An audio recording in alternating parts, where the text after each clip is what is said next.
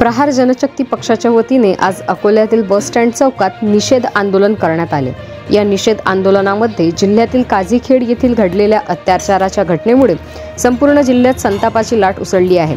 आज प्रहार जनशक्ती पक्षाच्या वतीने बस स्टँड येथे प्रतिकात्मक पुतळ्याला उड्डाणपुलावरून फाशी देऊन निषेध व्यक्त करून याबाबत अकोला जिल्हाधिकारी यांना निवेदनही देण्यात आले। अशा घटना घडू नये यासाठी जिल्हा प्रशासनाने आरोपीवर कठोर कारवाई करावी अशी मागणी या निषेध मोर्चातून प्रहार जनशक्ती पक्षाच्या वतीने करण्यात आली।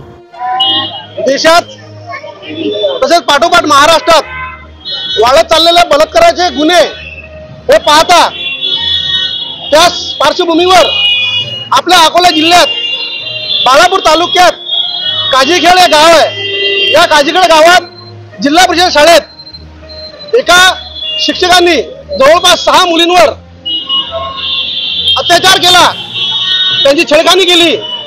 या निषेधार्थ आज आम्ही इथं प्रहार जनशक्ती पक्षाच्या वतीने बच्चू कडू यांच्या मार्गदर्शनात सर्व महिला कार्यकर्ते व मित्रमंडळ यांच्या वतीने आज इथं आंदोलन पुकारलेलं आहे व आम्ही इथे निषेध व्यक्त करत आहोत। परंतु आमची मागणी अशी आहे की येणाऱ्या काळात महिलांना मुलींना हत्यार वापरण्याची परवानगी त्यांनी द्यावी। त्यानंतरच ज्या शिक्षकाले आरोपी बनवलेला आहे त्या शिक्षकाची कठोर चौकशी होऊन गेल्या 4 महिन्यापासून तो अत्याचार करत आहे तर खरंच तो फक्त छेडखानी करत आहे किंवा त्याने अजून कुठलं कृत्य केलेलं आहे किंवा त्यासोबत अजून कोणी आरोपी आहेत याचा सर्व खुलासा या अकोला शहरातल्या लोकांना हवा आहे। यासाठी या मागणीकरिता आम्ही आज कलेक्टर साहेबांना इथे निवेदन देणार आहोत। आम्ही या ठिकाणी प्रहारच्या वतीने एक पुतळ्याला फाशी देऊन इथे आम्ही आमचा निषेध व्यक्त केलेला आहे।